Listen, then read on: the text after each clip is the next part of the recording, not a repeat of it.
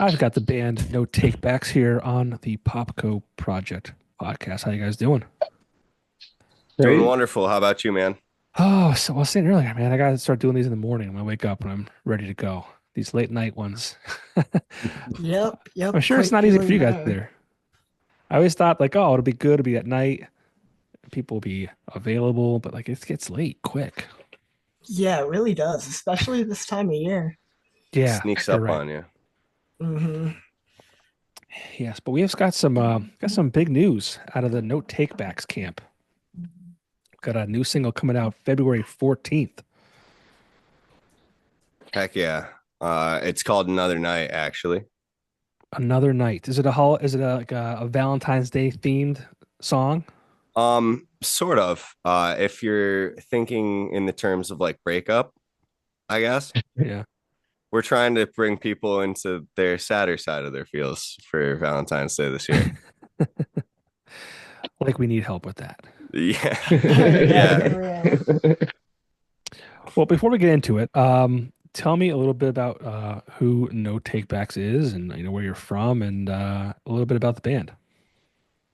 Um, so No Takebacks is originally like my creation. It's what's left over of an old band that I used to be part of called Brighter Days, where I took some old songs and decided to move forward with continuing writing them and finishing them out on my own.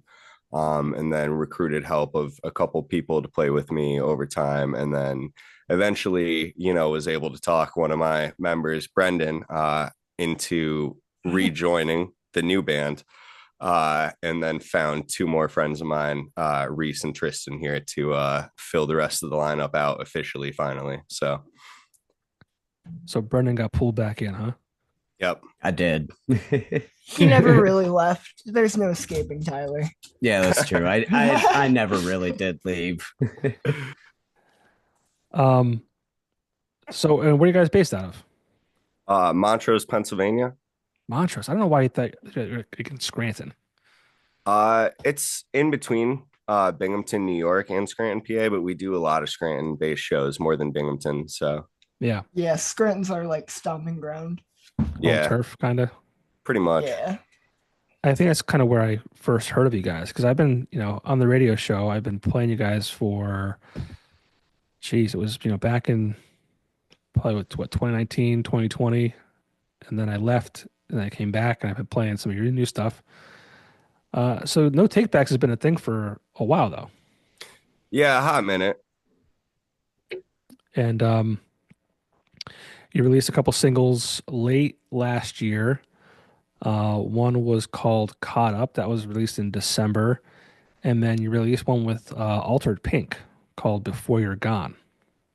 Yeah. And I'd have to say, I mean, like I said, I've been playing your stuff for a while.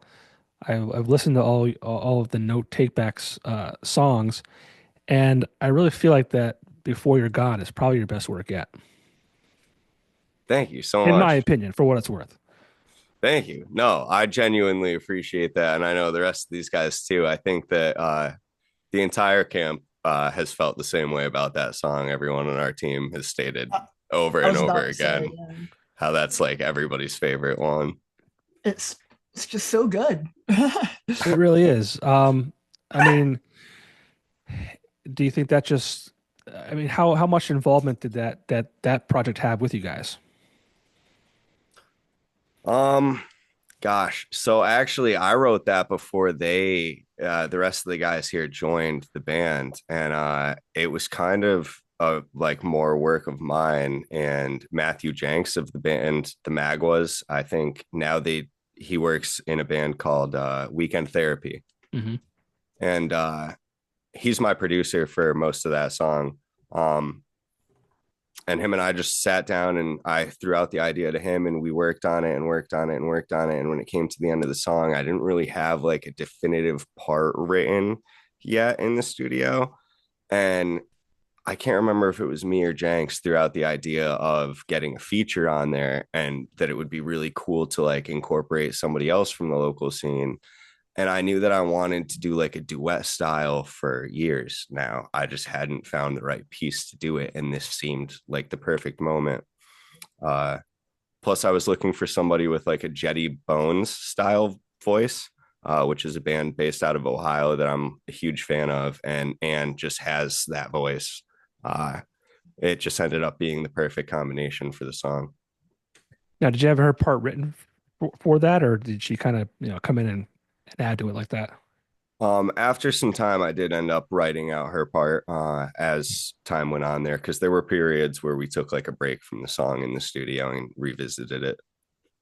Yeah, it's a great song. What's that about? So it's gosh, it's a little deep. Let's go. I don't know how deep I can get on here. Can I Go get deep. like okay? Balls deep. So to be completely real, there was a point last year where I was really depressed, and I had been taking medication for bipolar disorder and OCD, and I had thought that after a failed relationship and my uncle passing away, and then my best friend telling me that he was going to be moving out of our apartment, just kind of all weighed on me. It happened like all at the same time. So I had decided to try to OD on my medication because I didn't feel like anybody was listening to me or anyone was hearing the problem. Sorry, shaky in my voice just talking about this, because I've never really like been able to say anything about it ever. If you don't want to continue, please, by all means, don't. No, you're completely good. I think it's important to speak on mental health. You know what I mean? I just did an interview about that a couple weeks ago.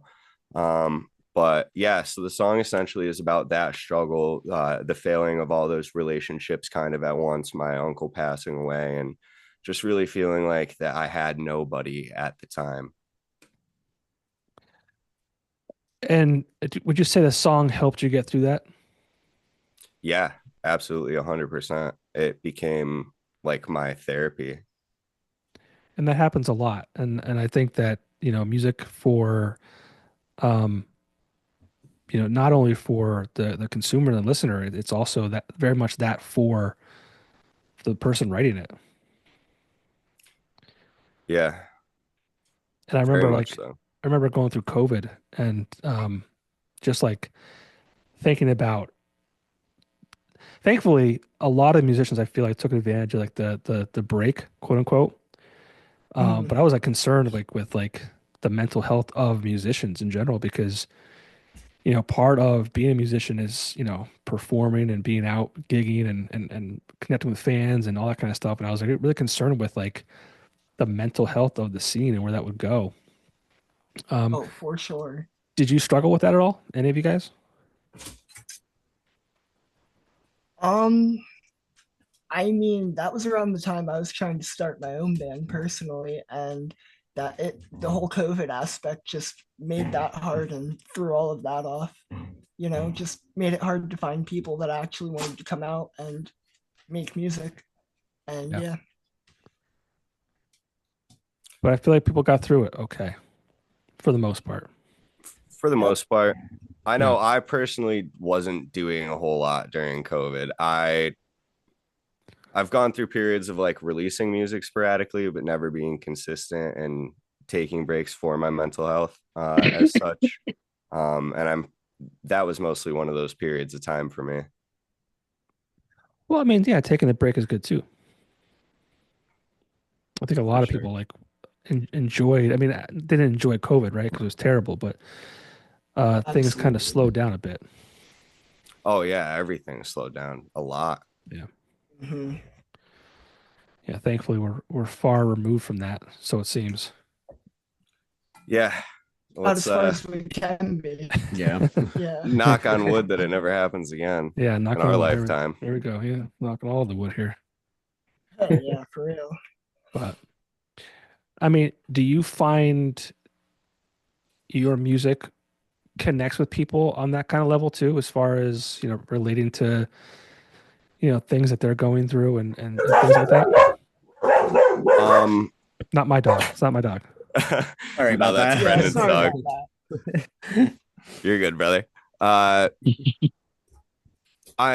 hope so. It's rare that like people say anything about if it meant anything to them in that manner to me. It does happen on occasion, but like I said, it's kind of rare. Yeah. I mean, so I guess in that perspective, we have seen it relate to people in a small manner so far, Yeah. which is just cool to see even that.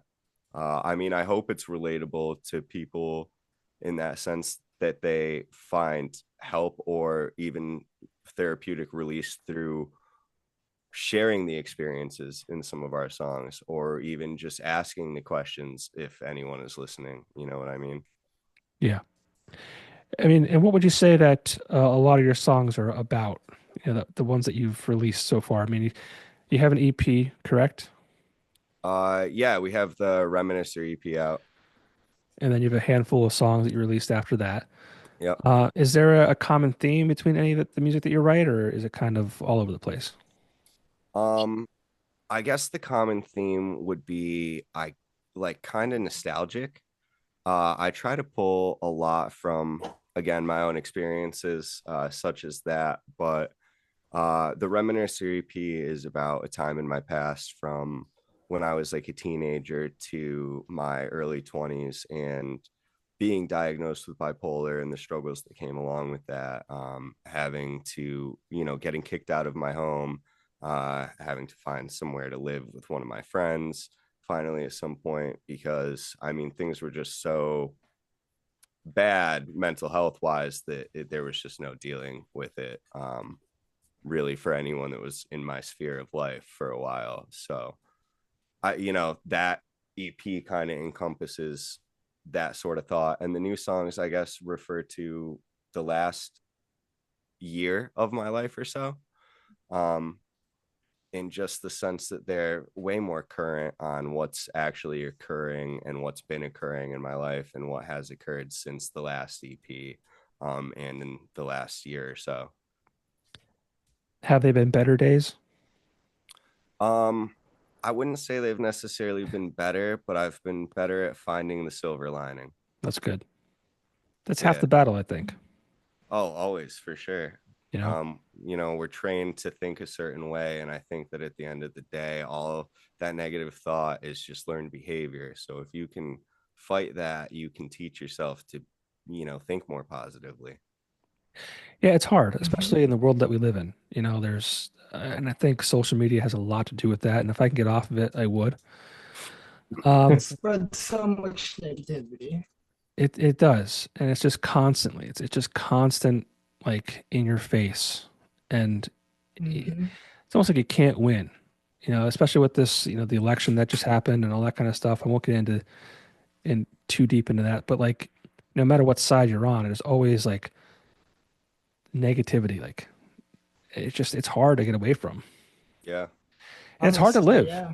It's hard to live. We're living in a time where it's just, people are struggling to pay for their groceries, and like just life in general is just it's a challenge. Oh, So, absolutely. with what you said is trying to find the silver lining, and I guess you could say like, the fact that we're alive every day is like that's a win, right? Yeah. Yeah, for real. Yeah. Like the fact that we can experience this. Yeah. I mean, we get to make art, I mean, you're making art right now by doing the podcast. This is your form of art, and we're People all say that. fortunate enough to have art as an expression still. And I mean, even if they try to take that from people, I don't think anyone's really going to stop. Right. Yeah. I mean, that's what society was formed on, was when the Renaissance happened, right? And then Yeah. like there was the Industrial Revolution and everything after that. Mhm. Renaissance predates. Precisely, yeah. Well, that's what like you're saying about art, like, and this is kind of a good segue, I guess. Like, I think it's always cool, like, as artists, right? Like, your music is going to live on forever as long as like, it's recorded and documented somewhere, and we have the internet that hosts the music digitally. Like, it's so crazy to think that like something you create today is going to live on far longer than you will. Exactly, yeah. Yeah. Like there's still music from like the 1920s, 1930s, and before that around, honestly. Yeah. I think it's like one of the, even like painters, like they paint a picture, like it's such a cool like outlet. Exactly. And I think it sucks because I feel like I mean, you're growing up too. It's like, oh, I want to be a musician, and people are like, do you have a backup plan? Because that might not be a good idea. Like the arts in general kind of get this like, shit on, Yeah, Yeah. they really do. which is unfortunate because that's going to have like the longest impression, forever. Hmm. Yeah. Yes, it will. And how do you feel about that? Like, how do you feel about like writing music that, people might find, 20, 30, 40 years from now? You ever think about that? It's a representation of you at some point in your life. So Not only that, of our time. Mhm. exactly, Yeah. it's a huge representation of the time we live in too. Because Yeah. stuff's going to be different, not only in the music scene, but in the world 20, 30, 40 years from now. And yeah. It's hard to And- Yeah, imagine. T Swift might not be number one by then. Yeah. Yeah, I don't know. literally. I The don't way know. She she's might still rolling. be. She might be. Could you imagine 40 years from now? Hopefully I'm still alive in 40 years, but like, you imagine she's still doing it? No, That'd be they're crazy. going to keep her around forever. They're going to do with her what they did with Nixon in Futurama. I was about to say the- Futurama the put her jar. in the jar. Yep. I wish I got the reference. I wish I did. Ah, Oh my gosh. Oh, Oh man. Well, what was it like working with Jenks? I know like I feel like he's been a part of a lot of the local scene, especially within the last like 2, 3, 4 years. I've seen his name attached to a lot of local musicians. What was it like working with him? It's honestly great. It's kind of like it's very much like just to go in, hang out, have fun kind of vibe, but like work is very much getting done and very precisely getting done. He has like a exact method to how he does things, but it's just such an at-home vibe. Like his mom comes in, brings in snacks. His family comes in and greets you. The dogs are jumping around all over the place the whole time, and then on in summer when it's like warm, you can jump out in his pool and swim, hang out. So it's just like a really chill, like again, like I said, at home vibe.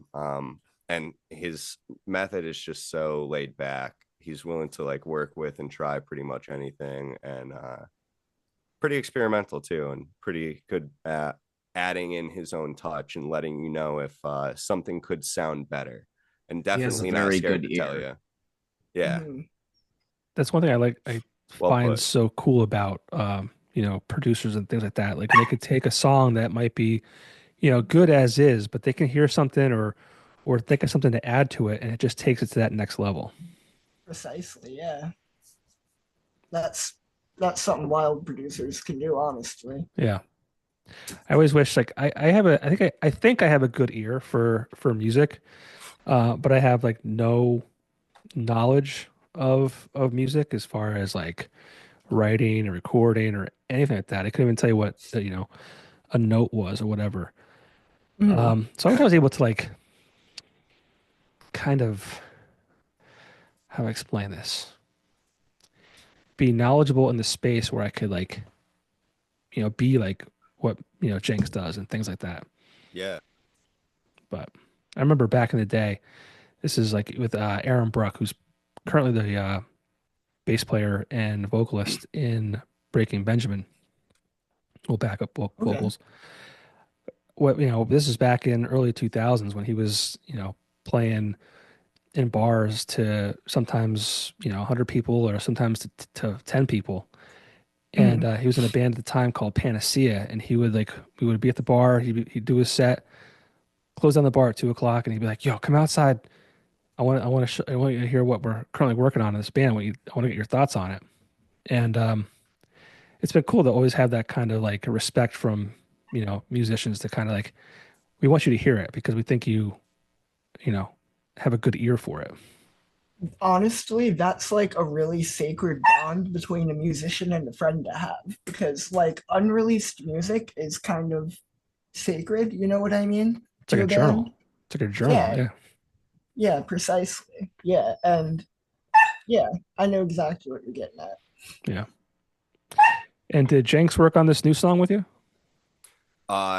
Yeah, Jenks did production on this new song, and actually, funny enough, one of my friends from Michigan wrote the lead guitar part on this song. His name is Elijah Rude, and I'm playing in another project with him that him and I are just doing on the side for fun. Hopefully, at some point, we actually play shows, but who knows? We're Hopefully, yeah. states apart. What's that like? I mean, a lot of artists play with other projects. Like I myself, I have a hard time kind of like I want to do one thing and try and do it well, right? And a lot of musicians are always doing like, oh, I'm gonna work on this project here, and then I'm gonna do this over here. Like, is that a big juggling act, or is that like a good opportunity for you guys to kind of, you know, spread your wings a bit? I mean, for me personally, I play in another group called the Summits, and it's honestly just helped me, I think, grow as a musician. You kind of get to see both sides of, what two bands is working on with. My practice with the Summits is a lot different than my practice with the No Takebacks, but they both kind of, help one another, I think. Uh, Mhm. cool to see both sides of like, two different bands too. Yeah. I think it definitely helps with sorry, I got a cat crawling over me right now. Got cats and dogs. Yeah. Where's my cat at? Jeez. But I mean, for me, I think if anything, I mean, I have a very active moving brain on ADHD, all of that stuff. So I think it just kind of allowed me to just constantly have something, stimulating that need to want to make music and want to play music. So And we for me spoke personally, we spoke about silver linings before, and obviously, I wouldn't say like depression is a good thing to have, or any kind of or ADHD or things like that. But as artists and creators, I feel like some of those things are almost, I don't want to call it a superpower. That's not the right word, but like if you harness those things, I feel like It's that skill. it kind of right. Yeah. Oh, Oh, absolutely. absolutely. Music, I'm sure everyone else here feels the same way. Music for me personally is an output and a way to speak what I can't speak in words. Yeah. Honestly. Yeah. Yeah. And yeah, it really helps like deal with those emotions that might be hard to voice Right. naturally, Yeah. Yeah. And Tyler, you were saying you read a lot about things that you're going through, and I always find that fascinating too. Is musicians who write about things that they're going through and working through, or versus musicians who write about things that they haven't been through. They just kind of paint this story, this picture. And I always kind of find it interesting both those sides.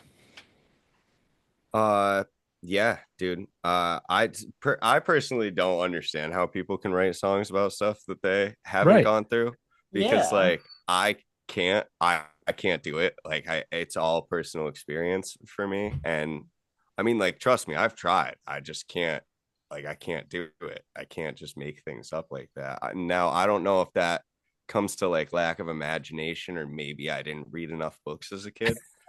uh I don't know if any of the other guys have an issue with that sort of thing. I mean, I can't write music at all. So you're already beating me. Yeah, kind of same. I mean, I'm on the fence. I kind of use you guys to fuel my creativity, and that's why. Actually, kind of same. I get that. Yeah. Yeah.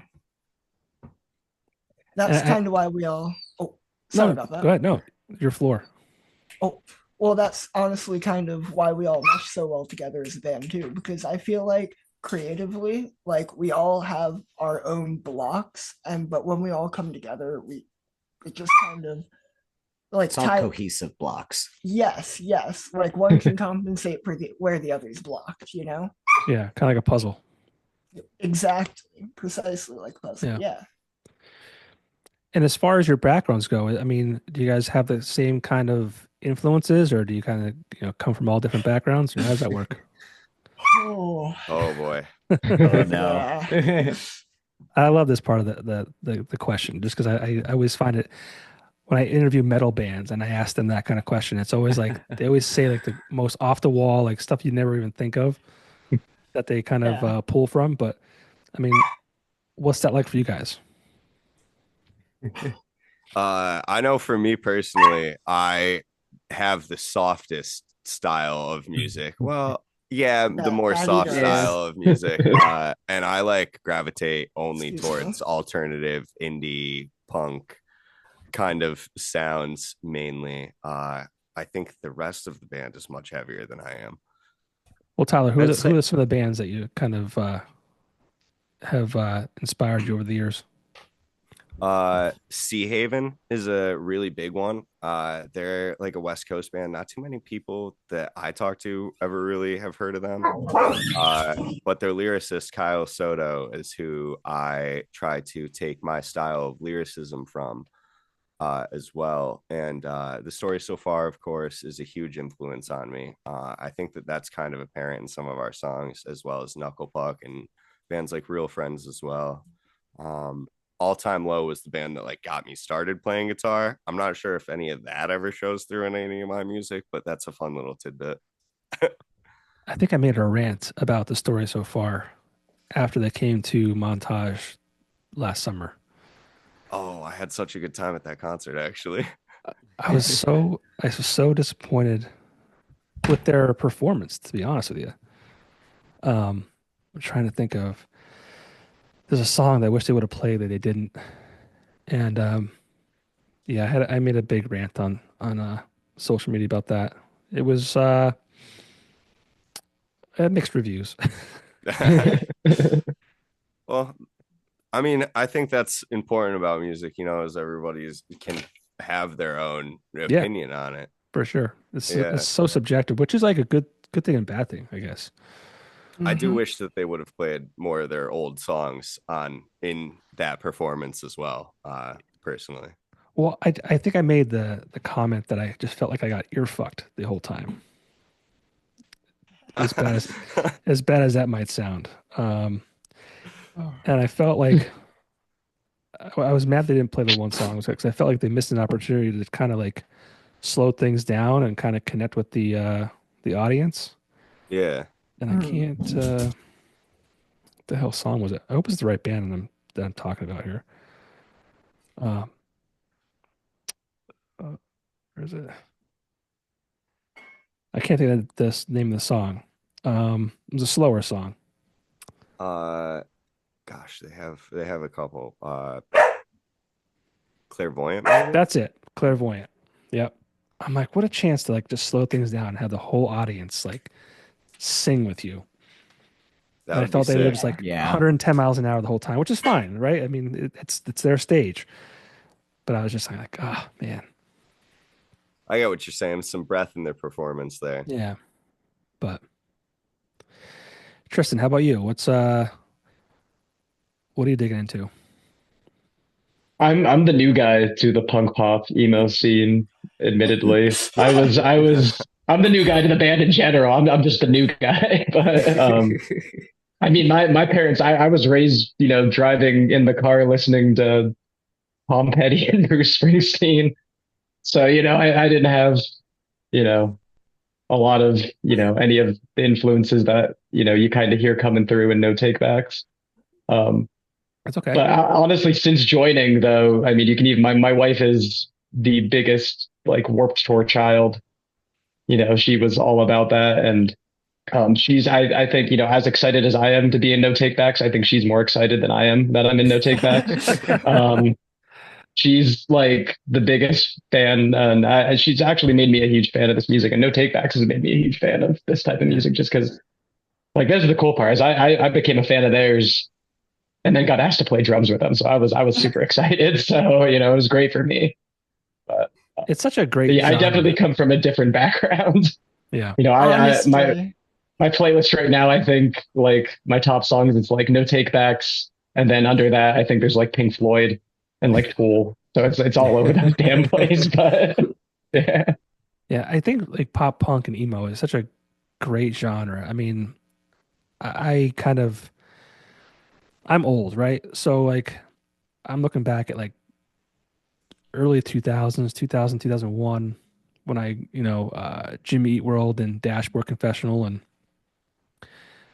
so much of that music is tied to, my youth, like growing up, and I didn't even think about it being emotional like back then. It just kind of like, and maybe it just was because I imagine I was probably an emotional person, and that's why that music kind of connected with me so much. Just going through what I was going through was, just finished high school and into college, trying to find myself and who I was and where I was going and all that kind of stuff. And like that genre, it just kind of, I think, even blew up even more now than it did maybe back then. For sure. And like that's kind of the stage of life that I'm in right now. I'm fresh out of high school. I'm the baby of the group. So and that's honestly one thing that like really appealed to me about not only no take backs but pop punk in general. Just it holds a different type of emotion, and it just speaks in a different type of way than most music. And kind of like you and I were even just saying the other day, that it's such a broad range of emotion that you can have within one genre. Yeah. Like you can have metalcore that, I mean, it still has its good range of emotion, but majority of the time it's either just like we're really angry or we're really sad about something. Or angry and sad about something. Yeah, at the same time. Yeah. But pop punk, I mean, very much even like how you were describing being in college, you can have music about finding yourself, you can have music about heartbreak, new beginnings. Like there's so much range to pop punk. And honestly, when I first joined No Takebacks, that's one thing that really spoke to me about like the variety of emotion that was through the catalog of music. That's one thing that really spoke to me. Yeah. Yeah. So being the young guy, the young kid, the young boy, what are some of your influences? Oh, so I Katy mean, Perry, T right? Swift. oh, totally. Oh, always love me some T Swifty. But no, so actually growing up, my dad was huge into like thrash metal, butt rock, if you will, you know. Like Metallica, Megadeth, Slayer, stuff Creed? like that. Creed? Sadly, Yes, yes. that's what I'm talking Hold me now. Oh goodness. With wreaths wide open. Yeah. Oh He played that Next when show. when you were born, he played that song. yeah, totally. Popped right out of the womb singing that, man. But I've been a Creed fan since like day one, and I got made fun of for years. But I Dude. never wavered, and now it's cool. Creed It's not kicks butt. Nickelback though. Don't get I put me them started on I put them both Nickelback. together. They're both like two of my favorites At the same time. at the same time. Funny Dueling enough, Nickelback and Creed. some of my friends recently did a actually Nickelback and Creed tribute band called Crack, and I saw videos of the performance and it was pretty good. Is that available online? I'll have to do some research and I will get back to you. Are they from our area? Are they going to play again? Let's go. I'm not sure if it was a one-off or not, but Wow. I know it was at Love Drops Brewing Co. So Okay. they're based out of like mainly the Mechanicsburg area, I would assume. Yep. So yeah. We'll get those guys up to the V spot. Definitely. But I'm sorry. Continue. Oh no, you're good. But yeah, so I've found myself being influenced from a little bit of like honestly everything over time. Like one of my biggest influences is Avenged Sevenfold. I really love City of Evil and their self-titled. That just had City of Evil is honestly what made, so I'm primarily a guitar player. Let me get that straight. I was going to ask. Okay. He thinks he is. He's just mad I'm better at guitar than him. Poor Reese. Don't tell the people. Reese is Cincinnati can't beat me in Guitar Hero, so excuses. Listen. I hear he's rocking medium now. It took him a little while to get there, but we got him up to speed. All right. But Yeah, no, I City of Evil is honestly what made me like fall in love with making music. Um, and from there, I just found other bands like All That Remains. I worked myself more into like the metalcore aspect and into like the hard rock aspect. Bad Omens, I really love some good Bad Omens. They are a huge influence on me, and yeah, I'm hoping these influences will shine through on a little bit of what we have coming up. Cool. And last but not least, Brendan. I'm guessing you The play good old bass. dad. No, I'm the lead guitarist. Oh, so is So- Tyler bass? No, That'd be Reese's. me. Yeah. Oh, okay. Bass That's, guitar. that's Gotcha, why I okay. wanted to I make just- it so clear. That's that why- he's a all guitar right. player. All right. Okay. Fair enough. I would probably say I have the broadest range of what I listen to out of anyone in the band. Tyler, in a very good way, has said my taste in music is very eccentric, but yeah, I honestly pull inspiration from like honestly everything. Like I on my phone have little bits of every genre you could think of, and majority of my biggest influence are probably like A Day to Remember and honestly Bullet for My Valentine. They were my biggest reasons for picking up the guitar in the first place. Growing up, I wasn't really, I don't want to say like allowed necessarily, but didn't necessarily listen to like a lot of hard rock or anything like that growing up. So during the time, my biggest influences or what I listened to at the time was like Offspring and like a lot of more just classic punk rock.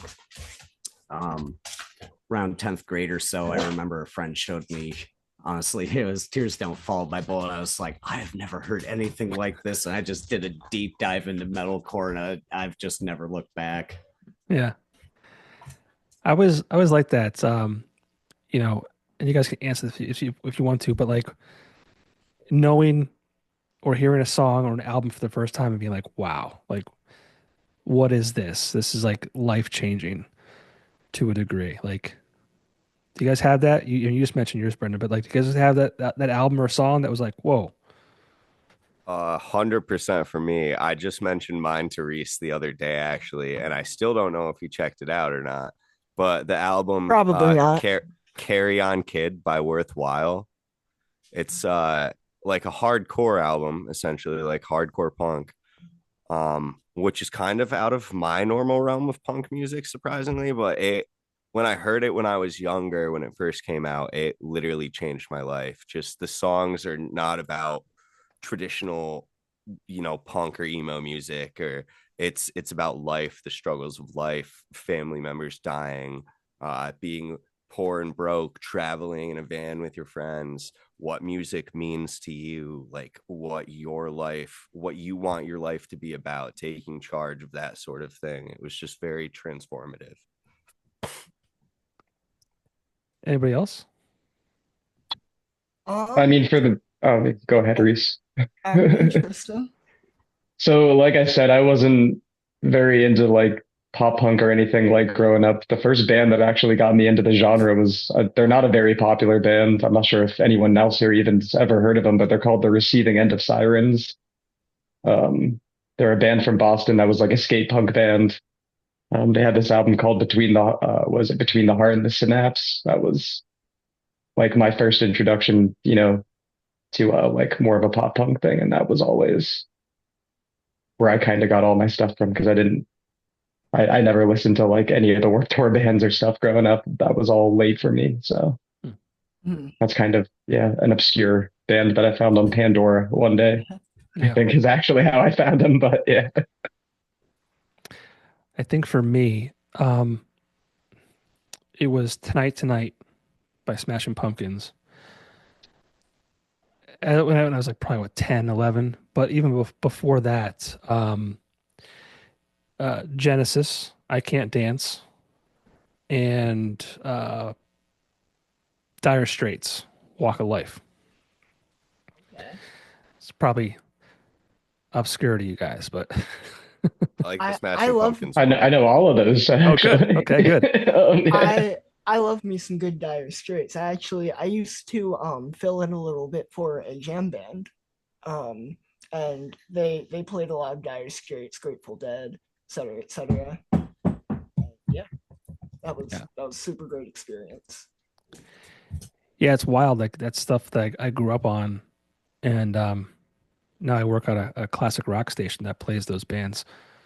Yeah. It's kind of wild, Yeah, Hey man, Sultans of follow Swing your was actually my dreams. dad's favorite song. dude. Yeah, I That mean, that was a song we covered. It's such Yeah, it an was a great underrated one. song. Yeah, it was. it's a great album. Yeah. Mark Knopfler, man, such an underrated guitarist. Yeah, yeah, for sure. Yeah, for real. Um, and we talked about kind of playing out and hopefully, you guys book some shows and get out there more. Has that been a struggle as far as, finding venues to play at and things like that? I mean, we're living in a time where, venues are very hard to come by. I mean, is it been difficult for you guys? Um, man, that's kind of a tough one. Like it is, but it's not.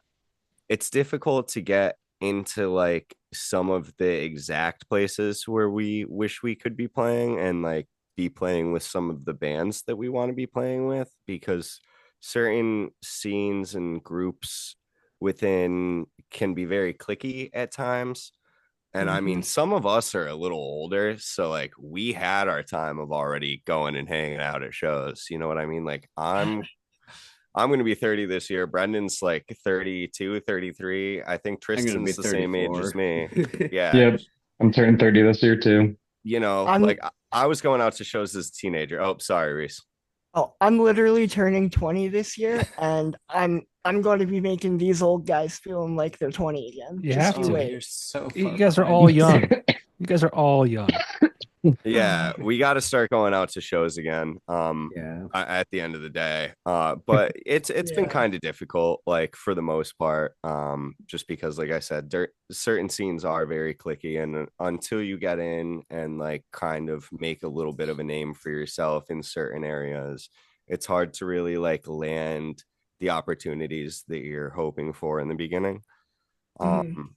And I'm very grateful to the people that do give us those opportunities, and I'm very grateful to the people that have allowed us to kind of make our own scene in the places where we have and kind of do our own thing and throw a lot of our own shows. And honestly, we're having a lot better luck booking regionally and like out of Scranton and Binghamton than we are booking in area. Okay. So, Do you think the do you think it's hard for original bands to kind of get a fair shot?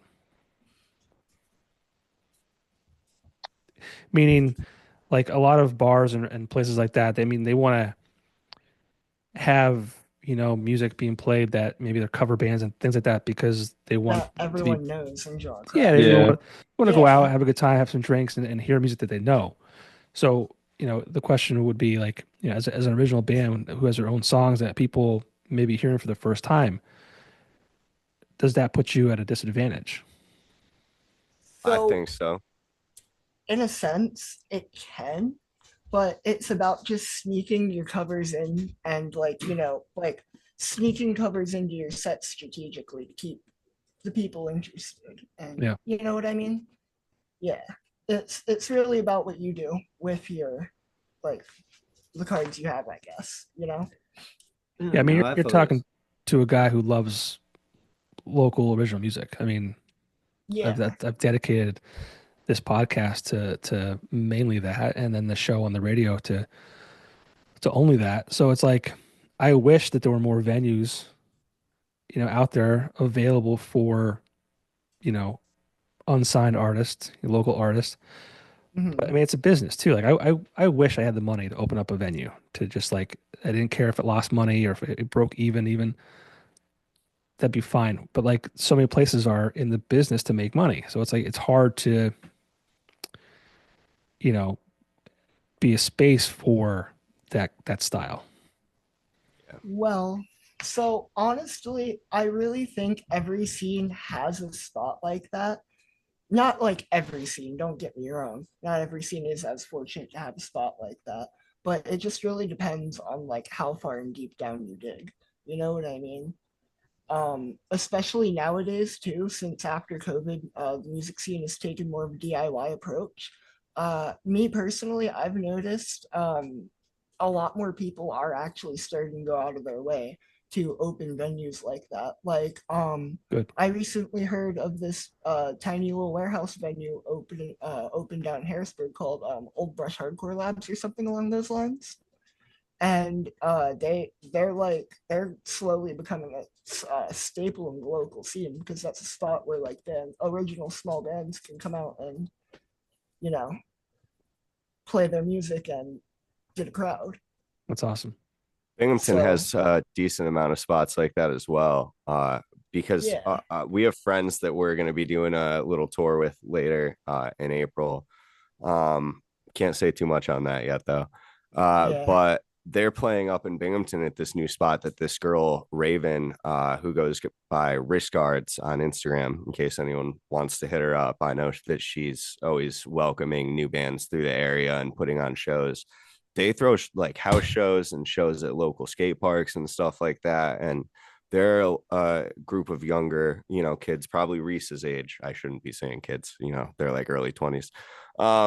They're kids. They're all like throwing shows and just like trying to make it work the best that they can and doing a lot with what they have, and I think that it's really cool to like see a resurgence of that since it is becoming so hard to like book certain venues. I know we personally have to get better at adding covers. I think Reese said that to try to like hint that at me.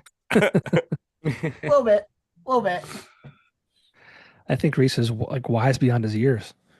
I try to be, Don't but give him too much ego. He's gonna but he's gonna get you guys out to different shows more. Gonna add some covers. It's gonna make us 20 again. Can you make Nope. me 20 again, please? Yeah, come on out, dude. yep, yeah, come on out. Come hang out at a show, man. Right? I would love to. I it's one thing I owe every year. I'm not big on resolutions by any means, but every year I do say like I want to get out to more shows, and every year I just seem to get busier and busier with whether it's work stuff or the podcast or my family. Like my son keeps getting older and he just keeps getting busier, and now my daughter's growing up and she's getting busy. My wife's she's going back to school for MBA. It's like all these things have monopolized my free time. That's why I do these so late. The kids are in bed. The wife's probably like enjoys me not being around, but it's so hard to get out. And I would love to do more of that because I just feel like, I love what you guys do. I love what the local scene does. And it's just like, I'm also 42 and I'm fucking tired. Hey man, you're Brendan doing can a lot relate. for the local scene Yep. too. So Well, I Yeah. appreciate that. But yeah, it's just, I wish I can get out and support more. I get I mean, that. you're doing a lot better than the people complaining that they don't have $60 to drive 3 cities away and still won't pay $5 to come to a local show. So Yeah, for real. Mhm. That's gotta be tough, that's- right? I think that's my biggest gripe with like, a lot of local music is, I see people complain all the time about the Yeah. astronomical price of concert tickets. Yeah. And then if I ask them if they've gone out to see any local artists, they're like, well, no. Yeah. Like you've got all these great artists right in, 10 minutes away from you. But Well, it's one Yeah. thing that's like cover charges are a big thing. And like, that's one thing that has not increased over time. It's no. the cover charge. You could pay $5 to see, 8 bands or $10 to see 5 bands or whatever it might be. Yeah. But yeah, it's tough. I wouldn't want to Or you can be, pay $100 plus Ticketmaster fees to drive 4 hours away and see one Yeah, band. Literally. brutal. It's brutal. Yeah. And like with the meet and greet stuff, like you're paying $500-$600, like when you can just go 20 minutes away and meet your local band for free. Yeah. hmm Yeah, Just well, come we'll to the hang out with you merch for table. free. Yeah, literally. Just like, We'll what? take like Polaroids. Yeah. there you go. Yeah. Yeah, we We're don't friendly. charge for pictures. There you go. Free picture. That's it. That's your new ad. Yeah. I think Free- Reese free is the only pictures. one who doesn't have a shot. So What was that, Brendan? I said, I think you're the only one who doesn't have a shot. So Yikes. Yikes. You're allowed to buy everyone but Reese drinks. Yeah. I'm sure he's never had a drink in his life. No, never. Totally not. Never. Never. Ever. No way. Not in my Christian Whoa, Minecraft no way. server. And we talk about bands having to do so much more than just be in a band. You have to handle marketing and there's social media and all that kind of stuff. Like, how have you guys navigated that space as far as having to be promoters on Instagram and Facebook and TikTok and this whatever else is new out there that I'm not aware of? That's a good question. We've had to like take to becoming content creators as well, which I think we're all kind of new at. Yeah. We've been fortunate enough to have a friend slash manager who kind of like advises us on, that we should be doing more of that sort of thing when we're slacking off. And it's tough to adjust to. It's weird at first. And I'm also realizing people only care about us when we're funny. Yep. It's a good thing I'm that all the time. It's hard. Oh, it absolutely is. Like, we're musicians, not comedians. Come on. It's a lot of it's a lot of work. It's a lot of time. It's just like going back to me being old, it's just like having a camera on me is not something I want to do. And I'm not funny. And it's just like how do I utilize these platforms to like promote what I do, to therefore promote what you guys are doing. And it's just like it's a struggle. Yeah, Absolutely. there's so much back end work too on promoting and like running ads and marketing and making sure that you're like targeting the right crowds. And like that takes years of experience, like trial and error, even unless you've got like tons of money to pay somebody to like run an SEO, search for you and like take care of all your websites and whatnot. But the average band is pretty DIY. Like none of us have that kind of money. Yeah. We got to do all that stuff and take our time to, which is all part of like the game. Don't get me wrong. But yeah, I think on average, after my normal 8-hour workday, I come home and I work another 3 to 4 hours on back end work for no takebacks on the daily. Easily. He's sitting here calling me till like 11, 12 o'clock at night, like, hey man, what's up? I'm like, bro, go to bed. Yeah, I think we can all confirm Tyler's constantly at work with this. Yeah. Oh my goodness. But, yes. To be I mean, fair, he's doing a it's his kick-ass baby. job at it too. Yes, he is. Yeah, it's his baby, right? It's something you have to do, and obviously you want to do it. Reese, this might be a good question for you because I can't figure it out, and it's probably a valuable thing to have you in the group. But like, what are kids doing these days? Like, I feel like the kids your age aren't going out. They're not doing anything. Like, they're not. They are sitting in their bedrooms saying Skibidi Ohio Riz literally all day. That is no joke. With broccoli haircuts and stuff, right? Jesus. Yeah. Like, bro, are you even mewing? Like, no cap.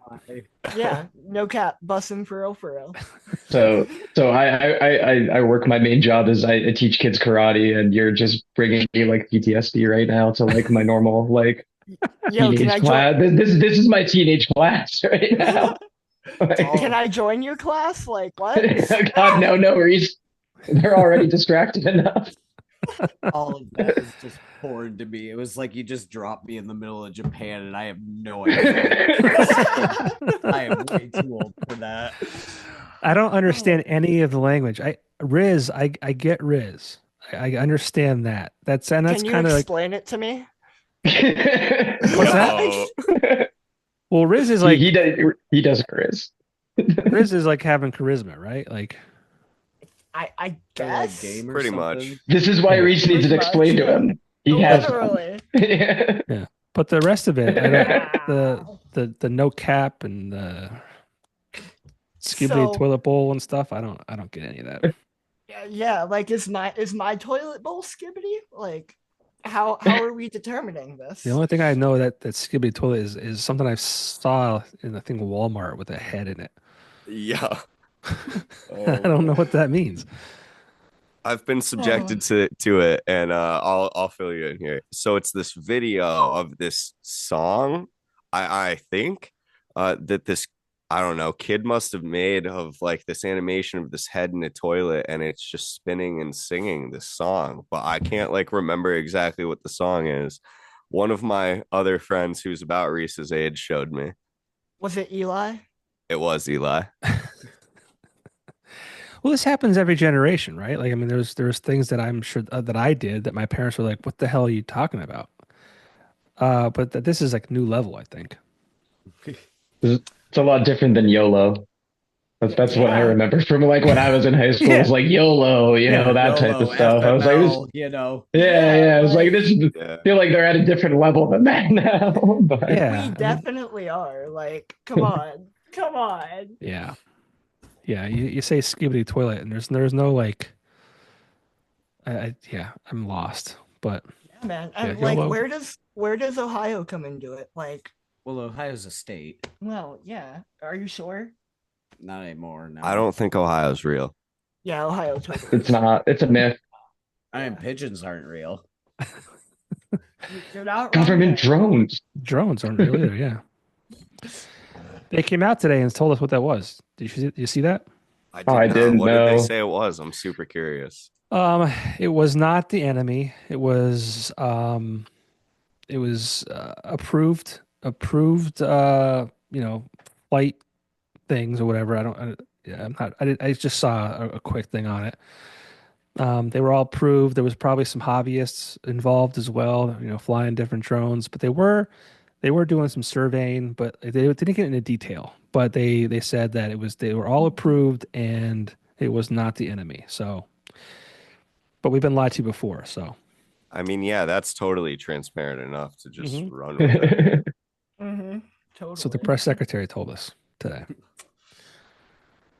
So Yeah. we'll see.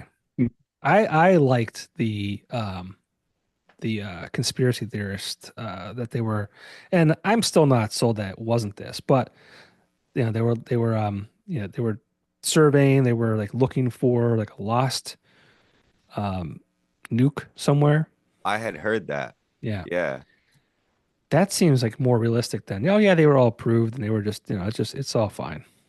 It Honestly, does, yeah. unless he's looking at like running a natural gas pipeline or some sort of pipeline again, because like where we live, there's a lot of surveying by drone actually for the natural gas pipelines and whatnot, and where Yeah. they're gonna put new rigs. Mhm. So I mean, that would also kind of make sense. Yeah, Have we considered aliens? there was talks of that, obviously. Yeah, yeah. I can't That's figure out- just more fun. Yeah, Are we Surveying just sounds gonna- boring. Aliens sounds exciting. yeah. Are we just gonna look past the fact that, like, right in the middle of COVID, the CIA actually did confirm aliens? Yeah, I mean, it's one of This those is things going that, a crazy route, man. yeah, well, nothing's like surprise anymore. Like, yeah, whatever. Yeah, Fine. literally. Like, we got more important things to deal with right now. Like, what's Yeah. up, guys? People are dying. We need vaccines, all that kind of shit. Yeah. But Mhm. aliens. But Aliens. Let me gotta get the History Channel here quick and do that guy. I guess this is a good time to ask this question because it's kind of, fictional. I like to ask people, so there's an asteroid is going to hit the Earth, and I'll let you guys each answer separately. Asteroid coming to Earth, it's going to hit. Like it's going to hit. World is over. There's no Will Smith. There's no Bruce Willis. They're going to save us. Like it's going to end in 3 days. What are you doing in those last 3 days? And you can travel anywhere you want to, like instantly. What are you doing in the last 3 days of your life? It's over.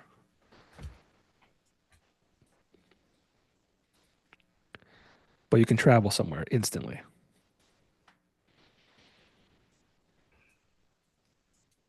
Where are we holding a music festival, boys? I mean, assuming that there's going to be like anarchy within those 3 days, I'd totally hit up the Rock and Roll Hall of Fame and just hole up there, have all the guitars I need, and just vibe. You know, Okay. I'm going to die. I might as well at least do it playing cool instruments, I guess. Yeah. That's I fair. mean, let's see. I definitely got to spend at least one of those days with my wife. So, you know, but You get one. You get Yeah. one. you get one. But, I mean, I probably just would keep traveling for 3 straight days, honestly. Yeah. You know, see the places I haven't gotten to see. Yeah, like Reese said, if anywhere's open, you know, just no security anyway. Go check out all the stuff that, you know, Honestly, I can't just openly walk into right now. So, Mhm. in fact, screw that. I'm going to Nevada. I'm looking for those aliens, Area 51. We've got 2 left.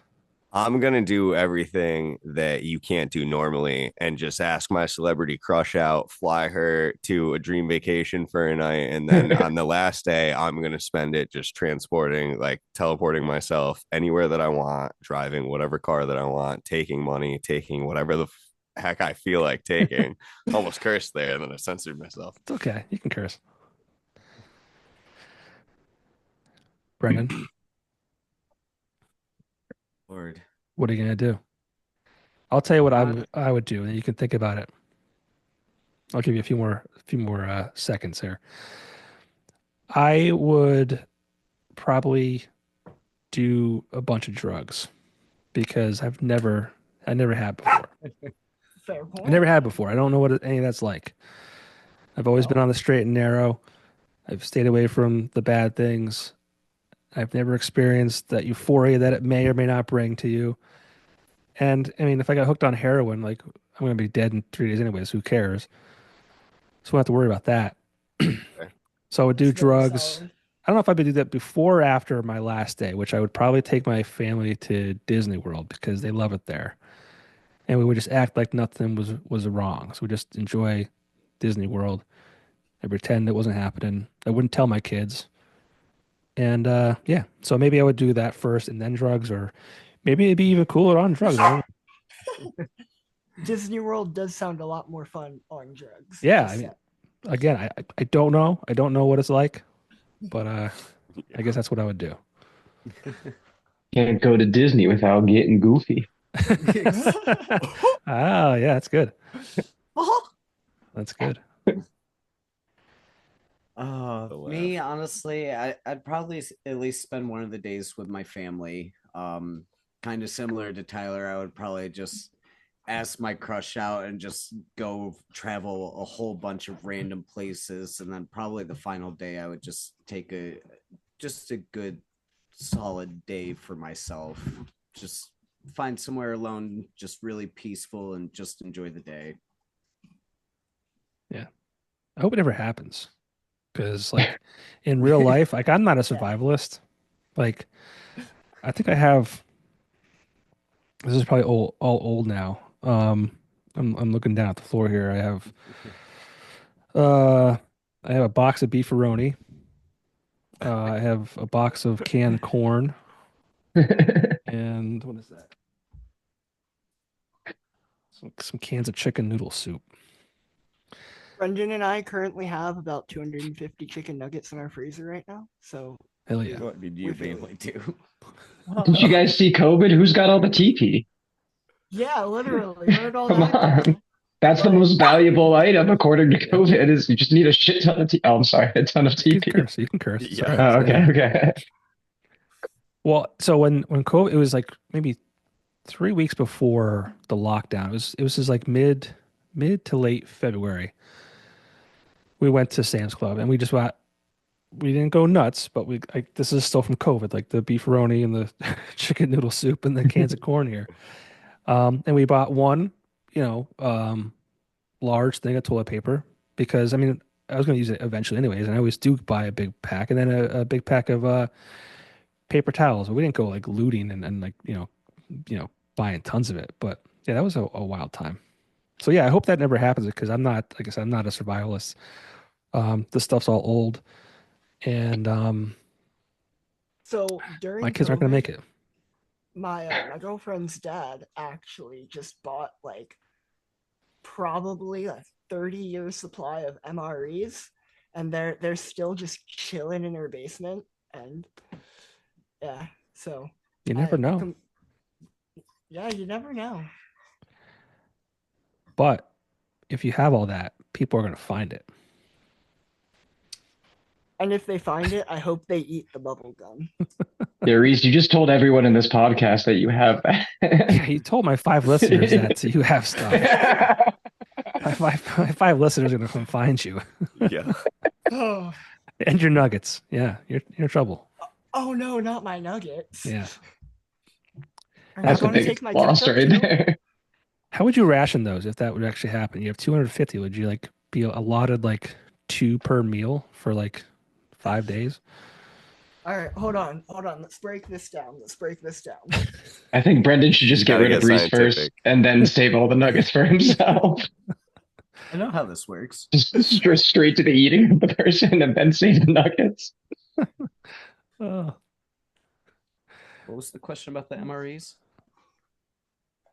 So, to last about a week, to have 3 meals a day, you could have approximately 11.9 nuggets per meal. per meal for 11 for That's for a actually pretty week. good. Yeah, for a week. That yeah, you'll How big are these nuggets, man? I mean, they're nugget size, Tristan. I mean, come Yeah, on. man, they're nuggets. Listen, but are we talking like the boneless bite-sized nuggets or like Wendy's-sized chicken nuggets here? We're talking like them McDonald's. I accidentally gave you 9 instead of 10 nuggets. Ah, gotcha. Okay. Yeah. Yeah, screw McDonald's.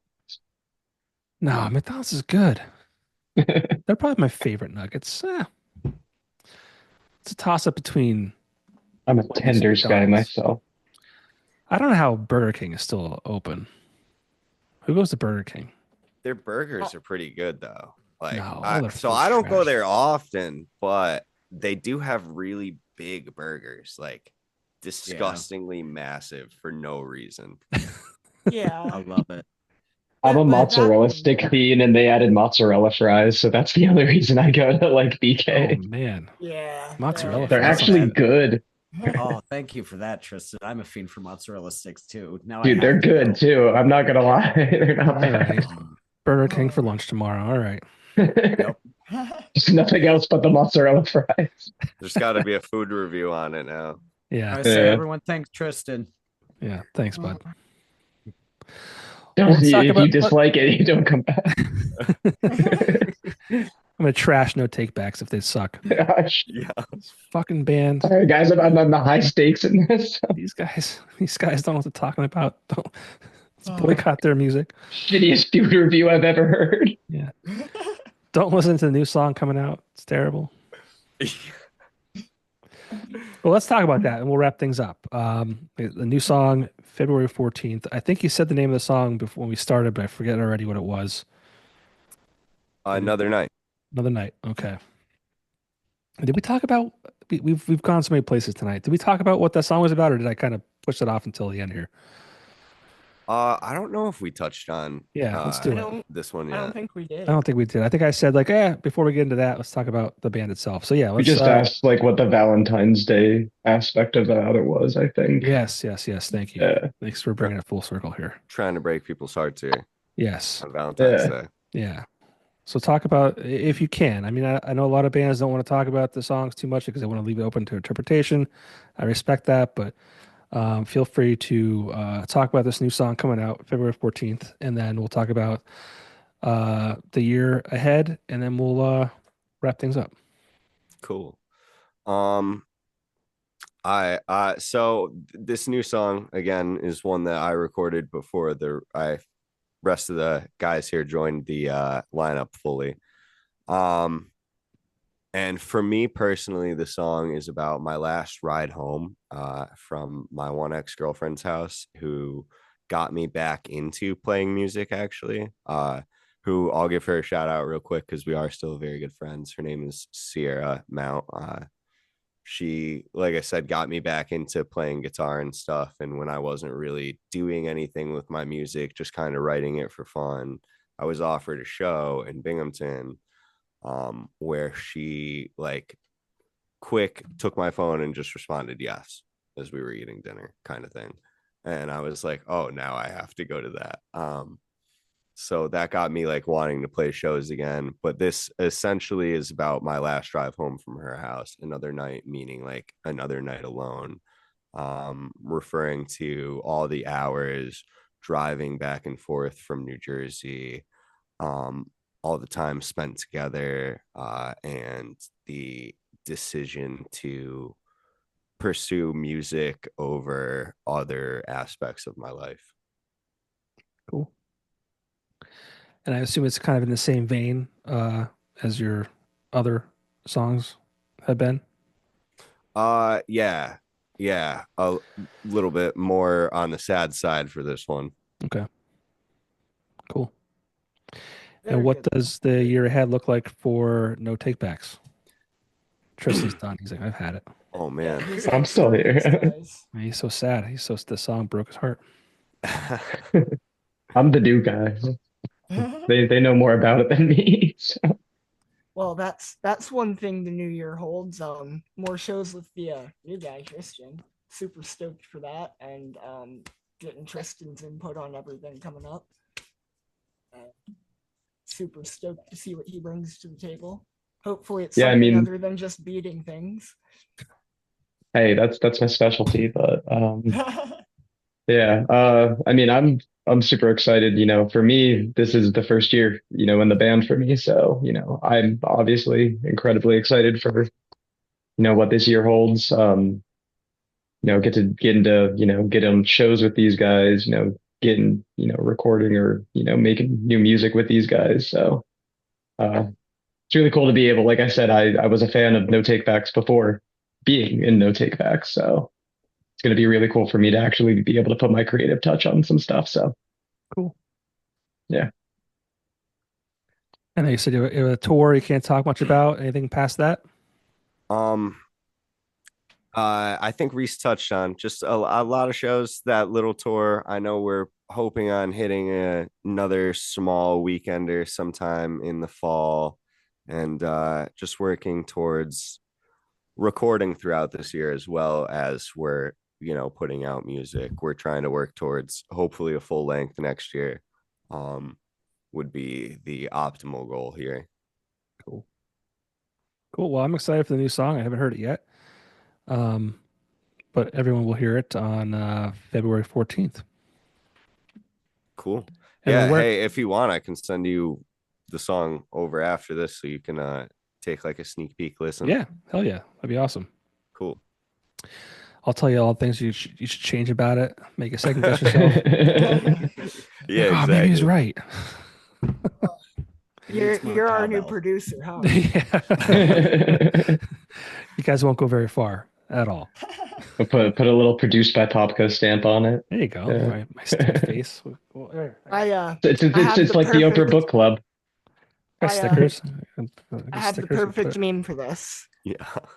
I can't Oh, see it's it. not. Oh, It's not man. coming through. It's getting blown out. Oh, Yeah, that's depressing. that's Rip all right. horrible band. Well, when this gets released, you can post it in the comments. Yeah, there you go. Check comments. Check comments. Check the comments. Well, speaking of that, where can people find you online? You can find us on Spotify, iTunes, Apple Music. Social media is Instagram, Facebook, TikTok. We're pretty much everywhere that you can stream music. I know we're missing tons of places like Google Play, Amazon Music. I don't know. I mean, are you though? Really? I don't know who actually listens through those. That's a pretty good question. I don't know. Yeah. I It's have Well, almost mean- always Apple and Spotify these days, I Yeah. feel. I think I one mean- friend that listens to Amazon Music, but that's about it. That I know. of. It'd be cool to come on rotation on an Alexa every once in a while. you know? Sure. That would be cool. Hey Alexa, play No Takebacks. Shh. Don't set mine off. YouTube as well. We've got some music videos out, and we're actually going to be releasing a music video with the single on the 14th. Oh, awesome. Yeah, I actually wanted to touch on that because I know you kind of did some DIY videos too for some of the songs in the past. Yeah, Rooftops, actually, the single off of Reminiscer EP. I filmed the entire music video with the help of one of my friends and the rest of my, fill in lineup for that time period. Um, and it ended up being really cool. This ended up being another DIY production from the band. Unfortunately, it only features my face. Um, but the rest of these guys were there working behind the scenes. Nice. And our manager wrote the script for it, so we're hoping it comes out pretty good. Awesome. So new music and a video for it on the Yeah, 14th. Awesome. absolutely. Very cool. I'm glad you mentioned that. That's cool. I'm looking forward to that.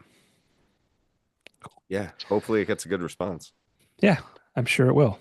I mean, like I said, I have 5 listeners that will definitely know about it. So.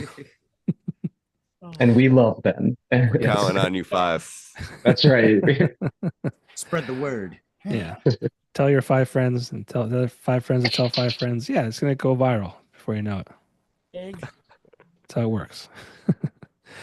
Well, guys, thanks so much for taking the time tonight on a Tuesday evening. I really appreciate it. And looking forward to the new song on the 14th. Absolutely. Thanks for having us, dude. Yeah, it's for super sure. cool. This is our first podcast as a band, Oh, cool. like ever. So it's pretty neat. Well, I was thinking too, Tyler. I mean, I think I've spoke to you through Messenger, whether it's Facebook or Instagram, for years now, and we've never really talked at length before. So this is cool. Yeah, it's been cool to like actually have the communication. Yeah, It's been an not just absolute words on a pleasure, screen. Yeah, exactly. Yeah. Well, hang tight once I hit pause or stop rather for like 2 seconds, and I'll let you guys go. For sure. All right, guys. Thanks so much again. Thank you. See ya. Thank you.